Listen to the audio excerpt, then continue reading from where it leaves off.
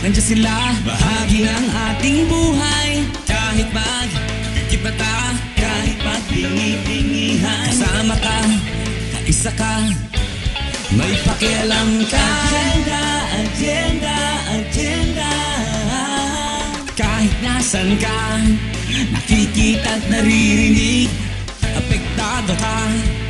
Kahit magkikipata, kahit magkibit-balikat, nararamdaman. Agenda, agenda, agenda. Kahit di pag-usapan, nararamdaman. Sa bawat kibot-galaw natin, nakakaapekto sa atin. Pag-usapan natin, harapin natin sa agenda, agenda, agenda. Kasama ka, kaisa ka, may pakialam ka. Kahit saan ka lumingon, may isyung nakakaapekto sa iyo. Kaya dapat pag-usapan. Dahil lahat ng issue, kasama ka, kaisa ka, may pakialam ka.